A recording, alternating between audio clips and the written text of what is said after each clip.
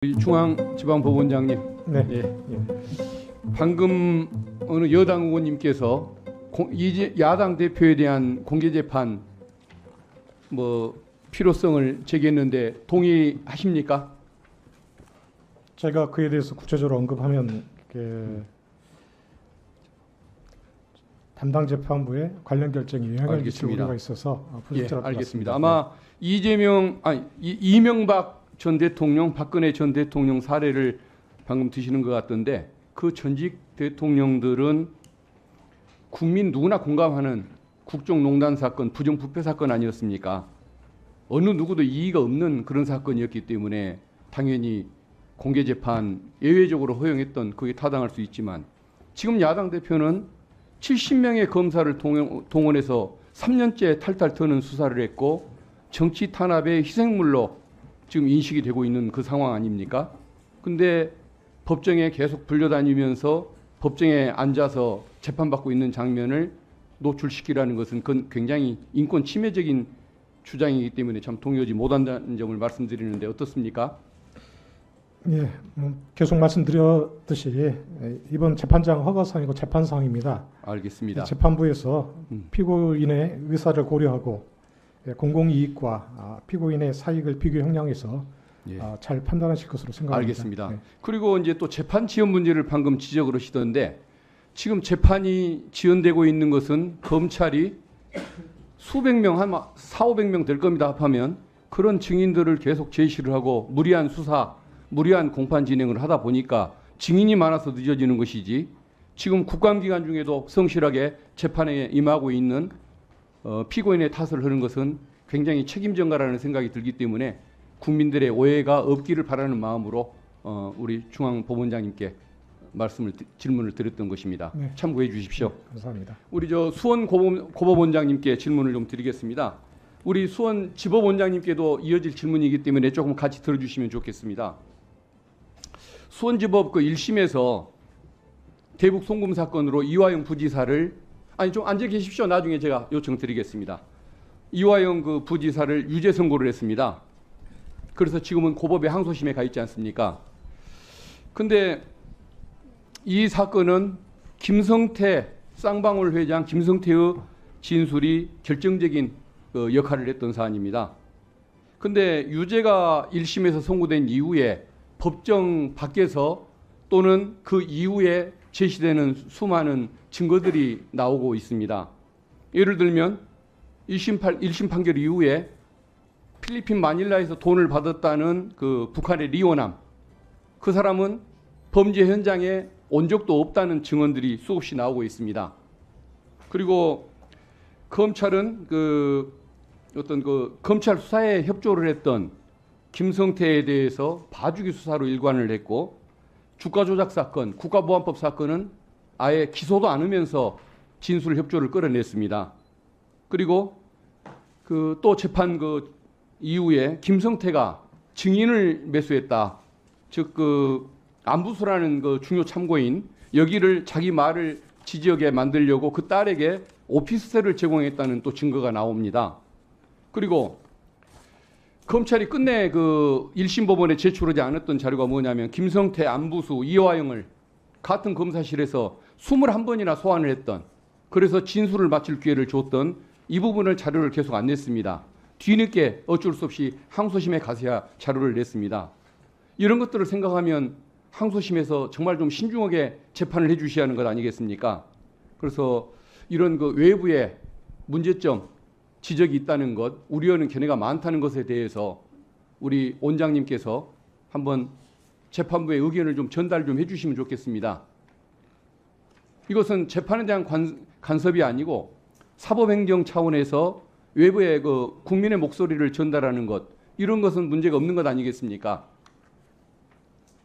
예, 의원님의 지적을 잘 검토를 해서 재판부에 전달할지 여부에 대해서 검토를 해보겠습니다. 그러면은 원장님께서 직접 전달하시기가 그렇게까지 곤란하시다 온다면 오늘 국회 이 방송 녹화물을 한번 봐라, 이렇게만 전달해 주셔도 좋겠습니다. 방송 보라는 말씀은 하실 수 있는 것 아니겠습니까? 예, 알겠습니다. 예. 수원 법원장님 잠시 나와주시면 고맙겠습니다.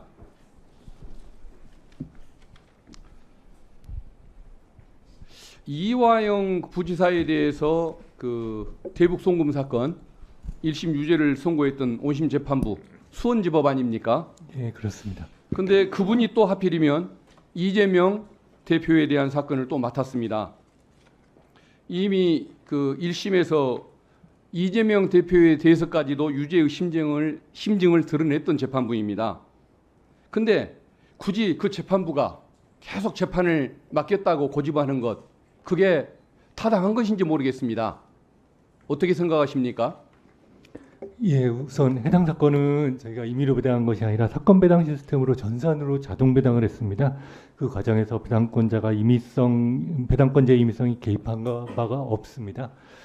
그래서 아까도 말씀드렸지만 지금 관련 법령이나 예규에 공범에 대해서 재판한 경우를 제적 사유나 배당 제외 사유로 명확히 규정하고 있지 않습니다. 이러한 상황에서 공범에 대해서 재판을 했다는 이유로 특정 재판부를 배당에서 제외하면 오히려 배당의 공정성에 대한 오해를 불러올 우려가 있다고 판단을 해서 배당에서 배제하지 않고 공정하게 전산으로 자동 배당을 하게 되었습니다. 근데 그분이 1심 재판을 한 이후에 아까 제가 수원 고법원장님께 질문 드렸던 것처럼 돈을 받았던 사람이 현장에 있지도 않았던 증거들이 국정원 문건, 통일부 문건, 북한의 공문, 경기도 문건 등에 의해서 나타나고 여러 참고인에 의해서 진술이 되고 있습니다. 그러면은 그것은 그분이 어떤 의도를 가지고 얼마나 정확한 재판하려고 노력했는지는 모르겠지만은 어쨌든 객관적인 자료와 어긋나는 결과인 것이 드러나면서 불신을 초래하고 있는데, 그렇다면 오해를 피하기 위해서라도 재배당을 한번 고려해 줄 만도 한 것 같은데 왜 계속 하신다고 그러는 걸까요? 예, 그 판결 이후에 새로운 증거가 제출됐다면, 예, 새로운 증거가 제출됐다면 그 후행 사건에서 해당 재판부가 새로운 증거까지 종합해서 종전 결론에 얽매이지 않고 공정하게 판단하고 심리할 것으로 생각합니다. 진실에 적은 거짓이 아니고 편견이라는 말이 있지 않습니까? 그 정도의 편견을 가지고 있으면 그걸 깨는 것이 얼마나 쉬운 일일지 저는 좀 우려스럽습니다. 어쨌든 그 법적인 회피 사유가 규정에 명백하지 않은 것들도 재배당하는 사례가 좀 있지 않습니까? 오해를 피하기 위해서. 그런 사례들이 있는 통계를 봤는데요. 그런 사유가 없다고는 말씀드리지 못할 것 같습니다. 그러니까 그런 사례가 있는 것을 옛날에 어느 의원님이 제기해서 그런 사례를 봤는데, 이것들도 좀 그런 식으로 재배당을 하는 방안에 대해서 한번 좀 조언을 해주시면 어떨까 싶습니다. 예, 재배당은 원칙적으로 해당 재판장이 재배당을 요구해야. 예, 그러면은 직접 검토를 말씀하시기가 곤란하면 이 방송이라도 한번 보도록 그렇게 전달 좀 해주시면 고맙겠습니다. 알겠습니다. 예, 네. 잘 알고 있겠습니다. 예, 지금 수원지법 법원장이십니까? 예, 그렇습니다. 그 박균택 의원님 질의와 무관하게 위원장으로서 한 말씀 좀 드리겠습니다. 잘 들어주시기 바랍니다. 우리가 국민의힘은 어쩔지 모르겠습니다만 많은 국민들께서 검경 수사권 분리, 독립도 얘기하고 또 검사의 수사 기소 분리도 주장을 합니다.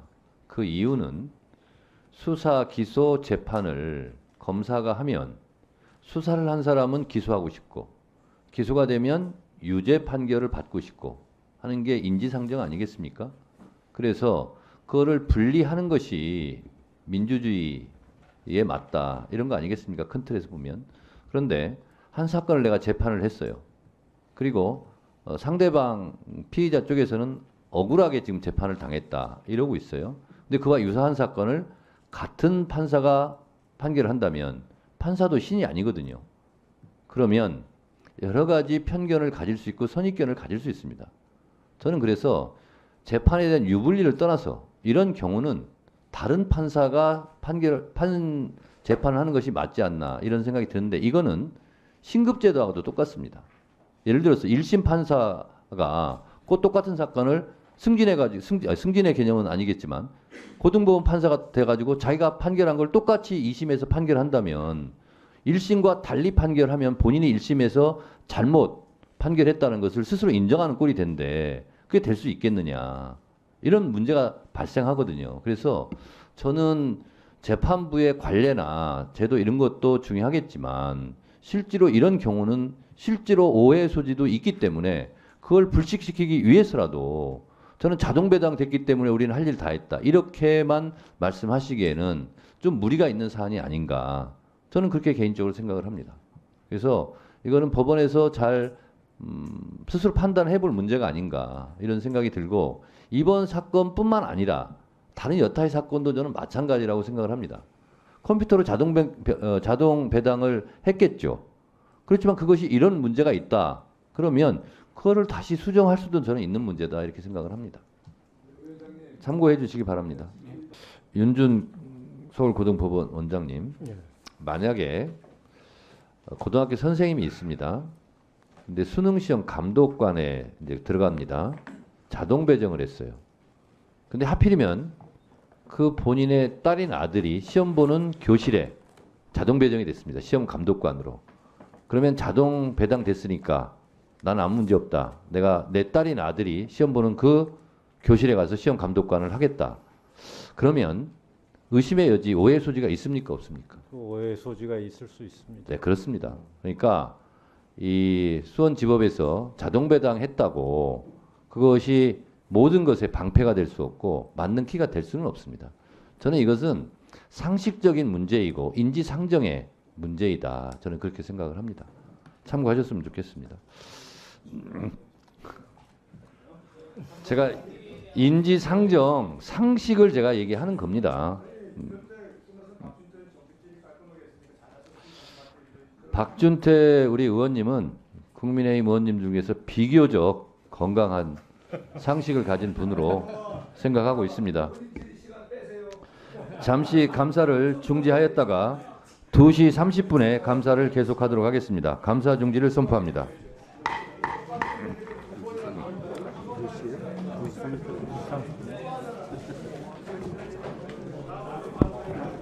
박준태 의원님을 괜히 칭찬하게 됐네요. 자, 여기서부터 잠시만 주목해 주시기 바랍니다. 제가 구독자분들을 위해서 깜짝 선물을 하나 준비했습니다. 제가 항상 여러분들께 뭐라고 말씀드렸나요? 뉴스만 평소에 잘 챙겨보셔도 돈이 된다, 돈을 벌 수 있다고 말씀드렸는데요. 자, 여기 보이는 각종 뉴스, 코로나, 러시아 우크라이나의 전쟁, 엔비디아의 실적, 트럼프와 김정은의 관계 등등 이러한 뉴스를 보게 되면 여러분들은 어떤 생각이 드시나요? 그냥 뉴스만 보고 끝내는지, 아니면 이 뉴스를 어떻게 이용할 수 있는지 이 부분을 고민하고 계시는지를 되물어보고 싶습니다. 그 이유가 뭐냐 하면 제가 지난 1월 여러분들께 뭐라고 말씀드렸나요? 지금은 반도체 산업에 관심을 가져야 한다. 뉴스만 보고 그냥 넘기지 마시고 한번 투자 쪽으로 고민해 보셔야 한다라고 말씀을 드렸습니다. 그리고 나서 이런 썸네일을 유튜브나 뉴스를 통해서 많이 보셨을 텐데요. 이런 반도체 산업이 이슈가 되었을 때 부자들은 어떻게 생각한다고 했나요? 반도체와 관련된 투자 수단은 뭐가 있는지, 어떤 주식이 가장 좋은지, 어디에 투자해야 돈이 몰리는지 자연스럽게 생각한다고 제가 말씀드렸죠. 그 이유가 부자들이 봤을 땐 이슈가 돈으로 이어지고 그 이슈가 나에게 돈을 벌어준다는 경험적 확신이 있기 때문에 부자들은 항상 이런 사회적 이슈와 돈의 흐름을 관심 있게 쳐다본다고 제가 말씀드렸는데요. 이번에도 마찬가지입니다. 제가 지난번에 시청자분들과 함께하는 주식으로 수익 내기 이벤트를 진행했었는데요. 당연히 100% 무료로 진행되었고, 자, 여기 보시면 아시겠지만 제가 지난번에도 저한테 구독이라는 문자를 보내주신 모든 시청자분들께 이렇게 반도체 관련주 중에 많은 종목이 아니라 가장 급등할 확률이 높은 딱 한 종목, 한미반도체 딱 한 종목만을 추천드렸어요. 그러면서 여기 나와 있는 대로 정확히 얼마에 매수해야 하는지, 수익률이 얼마가 나왔을 때 팔아야 할지 정확히 말씀드렸는데, 자, 지금 실제로 어떻게 되었나요? 오른쪽을 보시면 아시겠지만 제가 1월에 문자로 이 한미반도체를 소개해드리고 나서 실제 3배 이상의 급등이 나왔죠. 그래서 당시에도 굉장히 많은 분들이 제가 드린 이 종목으로 수익을 크게 내실 수 있었는데요. 다시 한번 수익 축하드리고 이번에도 마찬가지입니다. 최근에 이슈가 되고 있는 것이 이 하마스와 이스라엘 전쟁, 러시아와 우크라이나 전쟁이기 때문에 우리가 어떻게 생각해 볼 수 있을까요? 더군다나 북한까지 참전한 마당에 전쟁이 앞으로 계속해서 심화될 가능성이 있는데요. 더욱이 중국 또한 대만에 대한 전쟁 압박 수위를 높여가고 있어 전 세계가 혼란스러운 상황입니다. 이렇게 전쟁이 계속해서 심화되면 피해가 커지기 때문에 전쟁에 필요한 군수물자, 의료 지원 물품들이 실제로 더 많이 필요할 수밖에 없는데요. 그럼 그 중에서 실제 전쟁의 여러 물자들을 지원해 본 경험이 있고 건설, 의료 수준이 높은 우리나라 기업들 중에 한 곳이 가장 크게 부각받을 수밖에 없는 것이고 당연히 우리가 이쪽으로 생각해야 된다는 겁니다. 자, 그렇기 때문에 제가 이번에도 뭘 보내드린다고요? 지난번과 마찬가지로 지원이라는 문자를 보내주시면 제가 전쟁 물자 지원 관련주 중에 앞으로 대장주 역할을 하면서 주가가 가장 크게 급등하란 종목을 구독자분들에게 문자로 종목명과 사고 파는 시점을 모두 알려드릴 거예요. 그래서 여러분들이 주식으로 돈 버는 연습을 한번 해보시라 이렇게 말씀을 드리고 혹시라도 나는 주식을 하지 않는다 라고 하시는 분들은 주변에 주식하시는 분들께 추천해 주셔도 되고 연세가 있으신 분들은 자녀분들에게 한번 이걸로 수익을 내보라고 이렇게 조언해 줄 수도 있으시겠지요. 그래서 지금 이 영상을 보시는 시청자분들 중에 나도 이번 종목이 궁금하다 하시는 분들은 누구나 상관없이 어느 시간대나 상관없이 부담 없이 이렇게 위쪽 상단에 제 번호 남겨두고 있습니다. 저의 개인 번호 010-2803-3347 남겨놨고요. 지난번처럼 지원이라고 보내주시면 제가 이번에도 똑같이 무료 추천급 등주 문자를 보내드리겠습니다. 그래서 제 번호 010-2803-3347로 문자 보내주시면 여러분들이 직접 이수를 통해서 돈 버는 연습을 해보실 수 있는 것이고 제가 돈을 받는 것도 투자를 대신 해드리는 것도 아니니까 부담 없이 신청해 주시면 되는 겁니다. 그리고 수익이 나면 저는 다른 것은 바라지 않습니다. 제 채널에 좋아요, 구독 한 번씩만 눌러주시라 이렇게 다시 한번 말씀드리겠습니다.